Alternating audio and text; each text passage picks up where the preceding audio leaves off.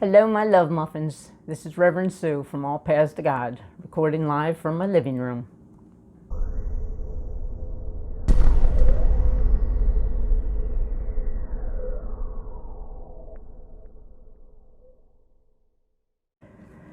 Well, we finally got word from our potential arrangement with the church on La Jolla Avenue, and they were not able to settle on the building. So that deal is not going to work out for us. However, we of course believe perfect right action for everybody involved. So it really has turned out to be a wonderful opportunity for me to make a firm connection and relationship with this foundation and the gentleman and his daughter who run it. And they immediately are going to start another project, which is a building project on property that they own on the kind of around Gannon University. And there is a plan to have a chapel be a component of that. He wants us to be involved still. He's going to meet with our board and prayer ministry at the property sometime next week and show us the plans. And he is hoping that we are enticed to waiting for a year for that to be finished, to continue to form a relationship with them. In the interim, they're going to erect a platform and a tent around it and on a lake there, and they will make that available to us to meet. So we are continuing to allow the universe and God, that divine wisdom that knows better than we do, to unfold all the perfect components for us to find our best home. So let it be said, let it be done. Well, we know that life is a roller coaster, isn't it? We have those ups and downs that are constantly a part of our daily experience. Last week I was celebrating that week that I just came off of that was a big love fest with celebrating Jerry's 80th birthday and celebrating Phil and Bonnie Parker's 25th wedding anniversary by having a ceremony for them to renew their wedding vows. And it was just a love is our priority kind of week. This week, on the other hand, I was challenged by some of life's lows. I don't know how many of you remember Kelly, a young woman who became a member of our church really probably a month or so just before we stopped meeting. She came to one of our workshops, and she is Jeannie's daughter. Jeannie is a member and a friend of my mother, often sits with her in church. Kelly had a massive heart attack this week and made her transition. So certainly let's hold her family, her mother Jean and her brother Mark and her daughter Vanessa and her son, I just cannot remember his name. Let's hold them in the highest loving consciousness, knowing that their hearts at this moment are aching and wounded. Often at times like these, when we're in the lows of the roller coaster ride of life, the I don't understands set in, and they threaten our belief system. Why, we say, why this person? Why someone so young? Why her? Why now? Why wasn't God watching out for her? We don't understand. And we want answers. We want to make sense out of the seemingly senseless. And our consciousness creates, and thoughts are things. Belief system just doesn't seem to satisfy us at times like these. We don't want bad stuff to happen to us. We want grace and goodness to flow in our lives. That's our consciousness. That's our thinking.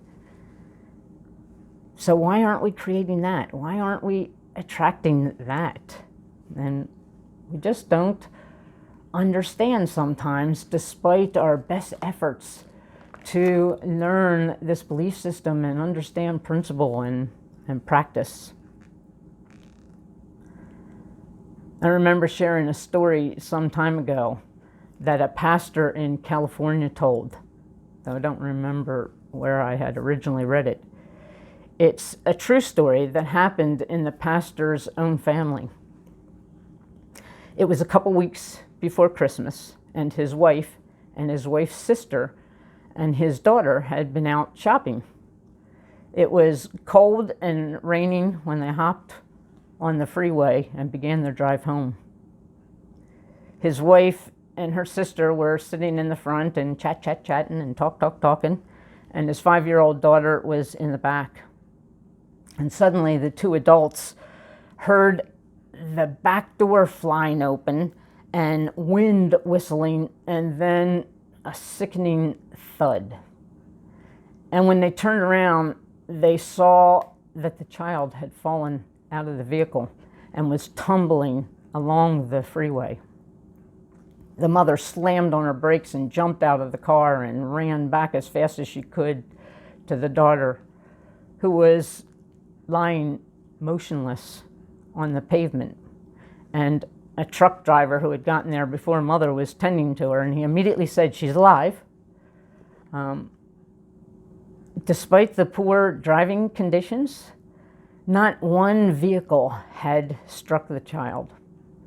And mother noticed that, strangely, all the traffic on the freeway had come to a complete stop, to a complete standstill. And cars were just lined up like it was a parking lot. Well, the truck driver scooped her up and gave him a ride, and they rushed to the hospital, and a doctor urgently checked the child's vital signs, and then he said to the mother, "Other than the fact that she's unconscious and a little bruised and a little scraped, she appears to be in good shape. I don't see any broken bones. Her blood pressure is good. Her heart is good. There's no apparent significant damage at all."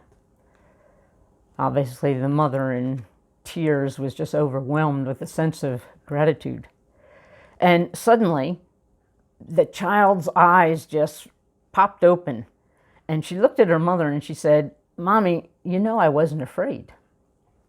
And the mother said, "Oh, what do you mean?" "Well," the child said, "while I was lying on the road waiting for you to get to me, I looked up and I saw Jesus with his arms out holding back the cars. So I wasn't afraid." Well, God was obviously watching over that child. Why her? Why that child? How did she rate? Well, her father was a pastor. Maybe God held a special love in his heart for his servants. Maybe the pastor had earned his way into God's good graces. We don't really understand why some people, why not others. There's another story by one of my favorites, Paul Harvey. You know him as the guy who says, "And now you know the rest of the story." He told a story about Westside Baptist Church in Beatrice, Nebraska. And I quote, "Westside Baptist Church had Wednesday night choir practice every Wednesday at 7:30. They tended to be early birds, so they were always ready to begin at 7:30 sharp.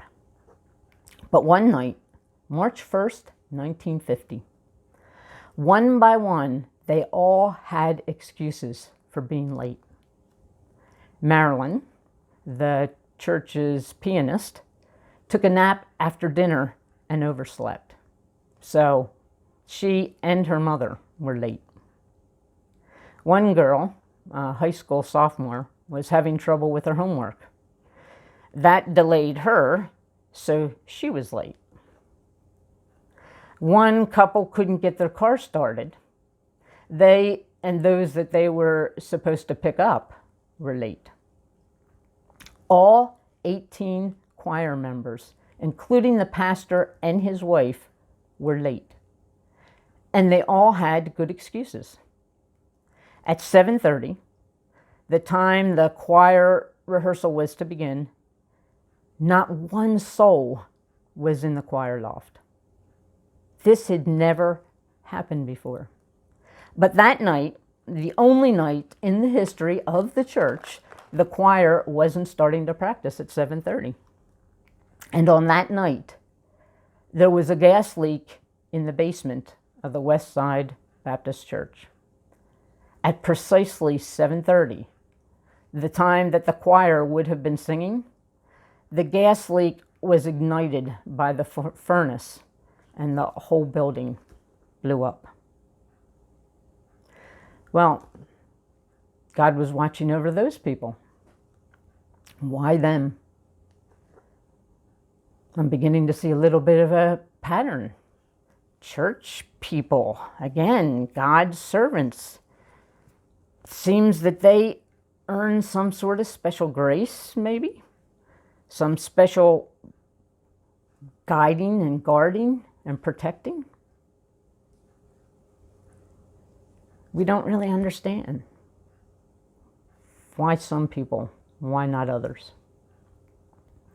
Ernest Holmes, the founder of our church and the author of Science of Mind, says, "Let's not go looking for a cause when we already know the cause.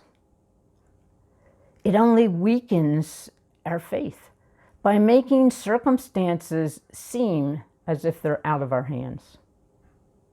Then we'll look at circumstances like the little girl falling out of the car and traffic stopping and not being hurt, and everybody being out of church when it blew up. And we'll think and we'll say stuff like, some people get all the breaks." But consciousness does create, and thoughts are things. We choose our thoughts, and the law of God obediently wraps those thoughts in our life experiences, good or bad, high or low, simply matching our state of consciousness. Of ourselves, we surely couldn't make Jesus appear and stretch out his arms and stop traffic. And thanks to free will, God won't make Jesus appear either, unless we choose to believe, unless we choose to have faith in the protection of Jesus, or of Mother Mary, or of Archangel Michael, or because our horoscope said so, or because we believe in dumb luck, or because we knocked 3 times on wood. Whatever our belief, then God has an avenue, has a channel to flow.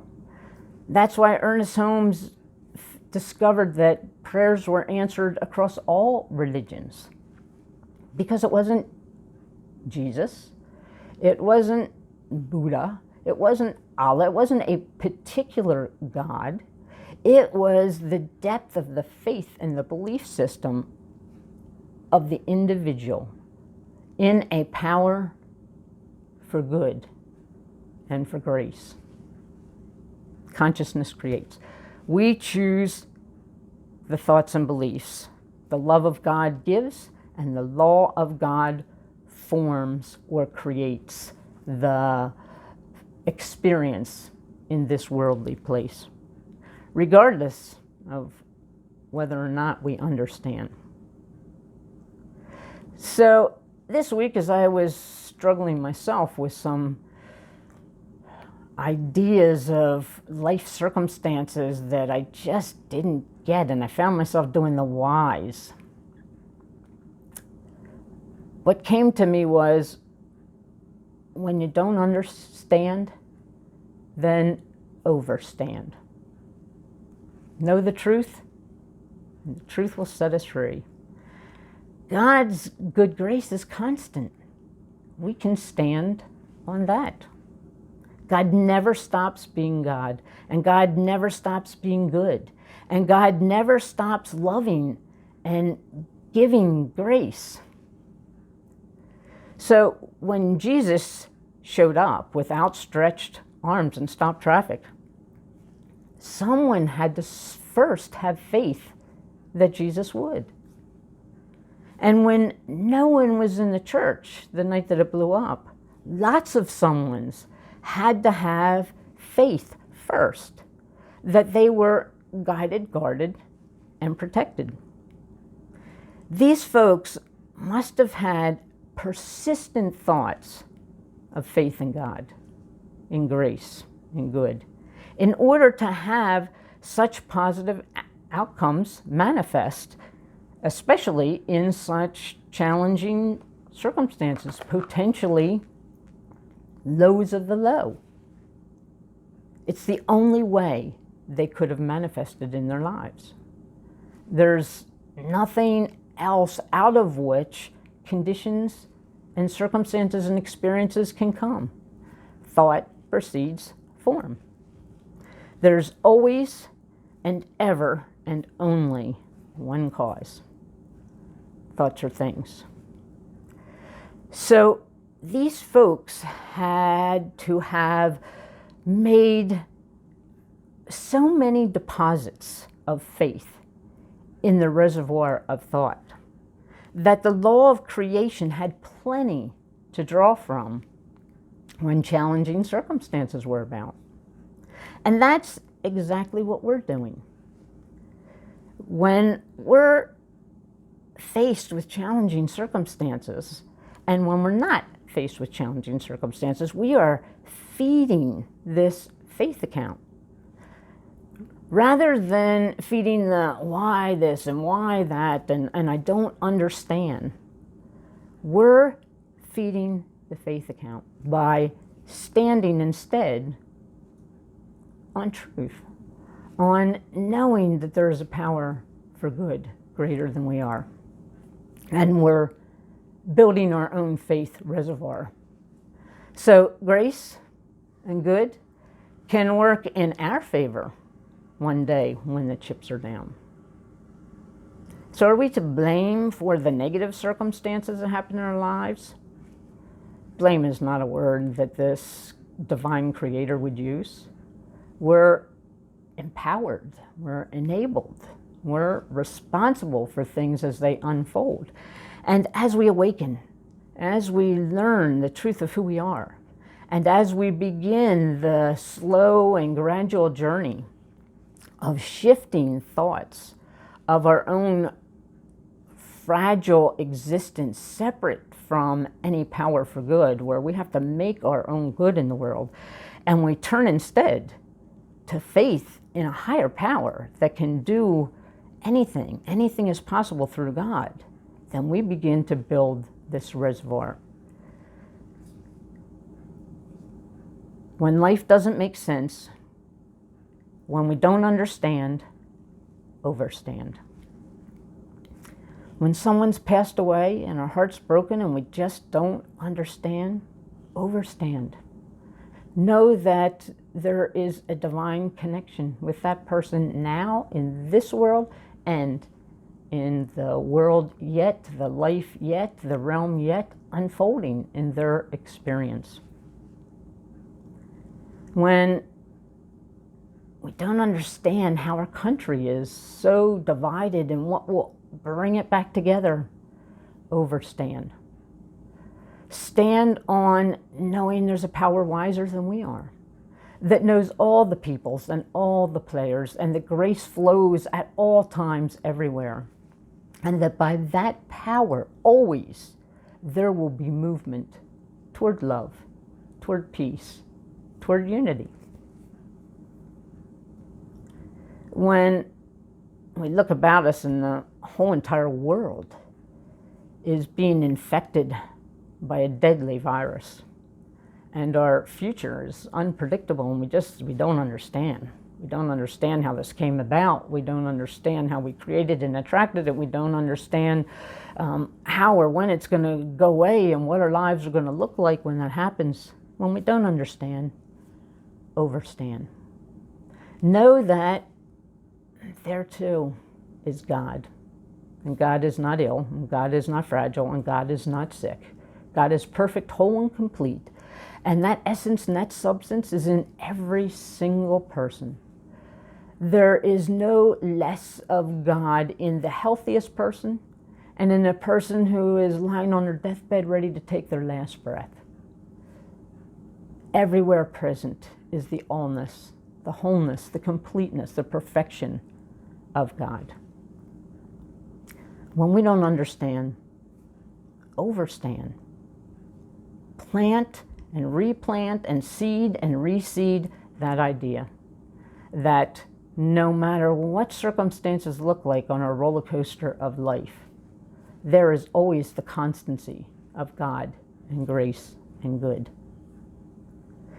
So let's not go searching for a cause when we already know what cause is. God's grace and goodness is constant. It's not a whim. It's not a special blessing. It's not a divine rarity. It's just God being God, as if God could be anything else or anything less. It's just God being God. God is good all the time. All the time, I heard you out there, God is good. God will never forsake us, but God will and must wait as long as we choose to forsake ourselves. As long as we choose to hold a consciousness of our frailness, of our weakness, of our separation, of our aloneness, then God cannot possibly intervene in its wholeness, its grace, its goodness. This is a story of our soul's journey, of our spirit's awakening in this physical place here and now, and in the journey of our soul. Believing and keeping the faith, not just when it's easy, during high times and celebration, but during those low times when we find ourselves frustrated, irritated, worried, fearful, when we find ourselves asking why and we don't understand. If we quit faith, we quit the journey. And Love Muffins, we are all firmly invested in the journey toward light, toward love, toward the truth of who we are. So your mission, if you so choose to accept it, when you don't understand, overstand. Even if and when our outer physical self can't seem to rise above and beyond our current conditions because they so impact our momentary experience, our inner conscious self always can rise above and beyond. Remember, our mind doesn't have to stay in time and place the way our body does. Our mind can travel. Thought by thought, moment by moment, day by day. When we don't understand, overstand. We are the people. Now is the time, and this is the way. Namaste, my love muffins.